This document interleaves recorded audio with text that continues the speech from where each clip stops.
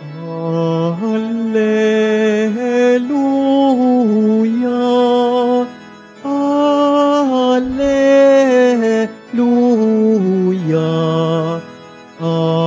Alleluia, Alleluia,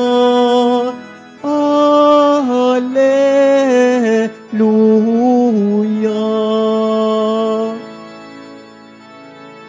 Ako'y puno, kayo'y sanga. Kapag ako ay kaisa, kayo'y tiyak na namumunga. Alleluia,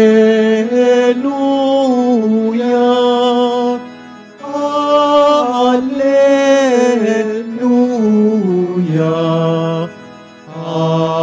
Alleluia, Alleluia.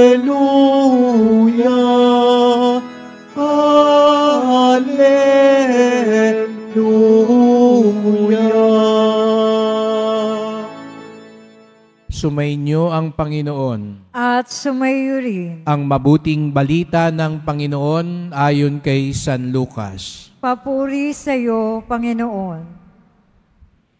Noong panahong iyon, si Jesus ay tinanong ng mga Pariseo kung kailan itatatag ang kaharian ng Diyos.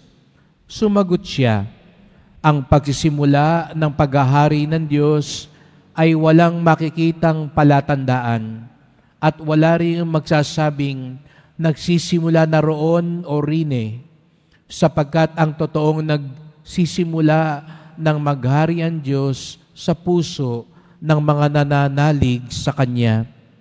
At sinabi niya sa mga alagad, darating ang panahon, hahangarin ninyong makita ang isa sa mga araw ng Anak ng Tao, ngunit hindi ninyo makikita iyon, at may magsasabi sa inyo, naroon siya o narinig siya. Huwag kayong pumunta upang siya'y hanapin, sapagkat pagsapit ng takdang araw, ang Anak ng Tao'y darating na parang kidlat. Ngunit kailangan munang magbata siya ng maraming hirap at itakwil ng mga tao sa nayon.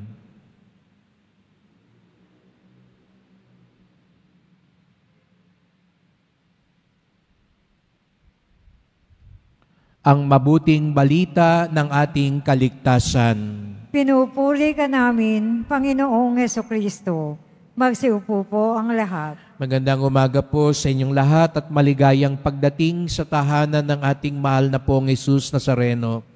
Pinagdarasal din natin ang mga nasa online, lalo na po mga may sakit, nag-aalaga sa may sakit at mga kababayan, kadeboto natin mula sa iba't ibang panig ng bansa at daigdig na nais sumama sa banal na misa dito sa Quiapo, sa Basilica Minor at Pambansang Dambana ni Jesus Nazareno.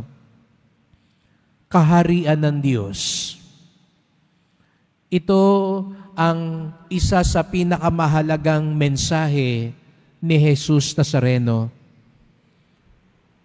Ang pagsapit ng kaharian ng Diyos. Ngunit ano nga ba ibig sabihin ng kaharian ng Diyos? Akala ng ibang mga tao, lalo na nung panahon ng Panginoon, maging ng kanyang mga alagad, ang kaharian ng Diyos ay parang isang pamahalaan na kapag sumapit ang kaharian ng Diyos, sila na ang magiging malaya, sila'y magiging maunlad. Wala na yung mga Romano na sumakop sa kanila.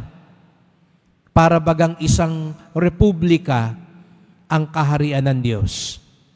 Kaya nga't tinanong siya ng mga Pariseo, kailan ba itatatag? Maging ang mga alagad nagtatalo-talo sapagkat inakala nila kapag tinatag ni Jesus ang kaharian ng Diyos, sila na ang nasa kapangyarihan. Kaya nag-aagawan na sila ng pwesto. Nangangarap na sila kung ano ang kanilang sasapitin. Ngunit malinaw na ipinahayag at ipinahiwatig ni Jesus Nazareno na ang kaharian ng Diyos ay hindi isang lugar, hindi isang pamahalaan. Tayo rin siguro, inaakala natin ang kaharian ng Diyos ay mangyayari lamang sa langit, na para bagang inaantay lang natin ito sa kabilang buhay. Ngunit parehong hindi tumpak ang pangunawang iyon. Ang kaharian ng Diyos ay hindi isang makalupang lugar o pangangasiwa. Ang kaharian ng Diyos ay hindi rin sa kabilang buhay lamang magaganap. Kaya nga sabi ni Jesus Nazareno, ang totoo nagsisimula ng maghari ang Diyos sa puso ng mga nananalig sa Kanya.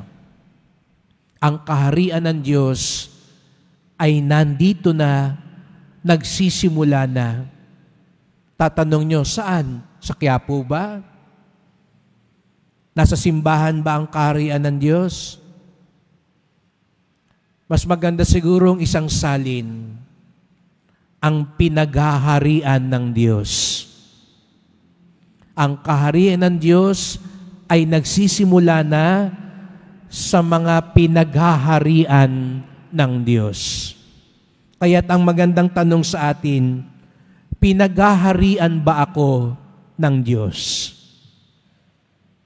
Tanungin mo ang sarili mo, ano ba o sino ang naghahari ngayon sa buhay ko?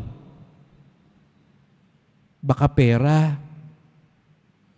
Baka pagnanasa sa kapangyarihan. Kaya nga ngayon, halos magpatayan na ang mga tao.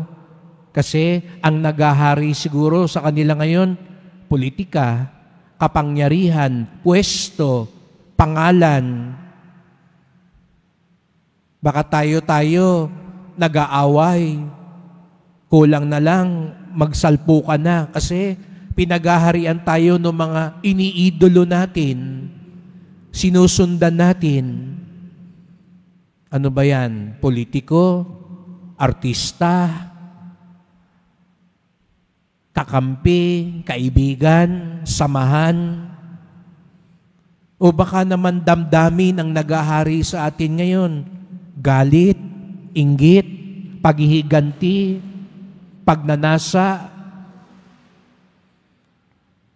Sana masabi natin, si Jesus Nazareno ang tunay na naghahari sa akin.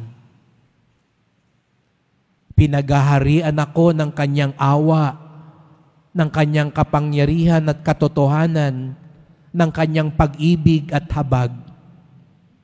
Kapag masasabi natin ito ng tapat at taimtim, pinaghaharian tayo ng Diyos.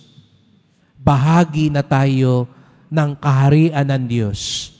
At ito'y mabubuo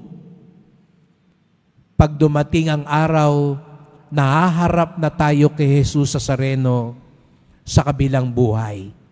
Pero dito pa lang, maaari nang magsimula ang kaharian ng Diyos. Kaya nga sabi ni Jesus Nazareno, huwag na kayong tumingin kung saan-saan. Marami tayong maririnig, darating na ang Diyos, ang kaharian ng Diyos. Pumunta tayo sa bundok na ito. Magtipon-tipon tayo sa petsang ito. Di ba maraming tayong naririnig na ganon? Kanilang ipinapahayag, hinuhulaan, kailan ang pagdating ng Panginoon. Sabi ni Jesus Nazareno, hindi nyo na kailangan magpahula. Hindi nyo na kailangan pumunta kung saan-saan. Sapagkat ang mahalaga, pinaghaharian ako ng Diyos. At ito ang dasal natin araw-araw. Pagharian tayo. Opo, hindi ganun kadali. Kasi kaya tayo minsang lamunin ng galit. Kaya tayo minsan lunurin ng pagnanasa. Kaya nga ang dasal natin, lalo na sa Ama, na itinuro sa atin ni Jesus Nazareno, mapasa amin ang kaharian mo. Ang ibig sabihin po nun, tuwing sinasabi natin niya sa Ama namin, mapasa amin ang kaharian mo, alam bagay sinasabi natin, Jesus Nazareno, maghari ka sa buhay ko. Maghari ka sa pamilya ko. Maghari ka sa bayan namin. Sapagkat doon ang tunay na kaharian ng Diyos. At sa unang pagbasa narinig natin, kahit nasa bilangguan na si San Pablo, dinaranas niya ang kaharian ng Diyos. Kung sino pa yung nasa bilangguan, siya yung tunay na malaya. Kasi nasa bilangguan na siya, nangangaral pa rin siya, nagmamahal pa rin siya, na bago pa nga niya yung buhay ni Onesimo. Kaya sa sulat niya, ibinabalik niya si Onesimo, ibinibilin niya. Biruin niyo yun, nasa bilangguan na siya, nararanasan niya ang kaharian ng Diyos. Kaya mga kapatid, kahit may sakit tayo, may suliranin tayo ngayon, may krus tayo sa buhay natin ngayon, hindi ito dahilan para hindi tayo pagharian ng Diyos. Sapagkat hindi kailangan laging masaya.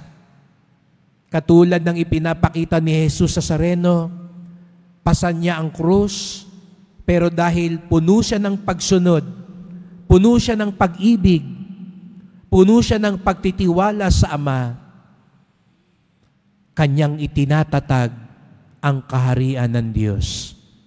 Kaya't pagdasal natin ang bawat isa na sana maisa puso natin, tandaan natin kapag sinasabi natin, mapasa amin ang kaharian mo, atin ding sinasabi, Jesus Nazareno, maghari ka sa buhay ko.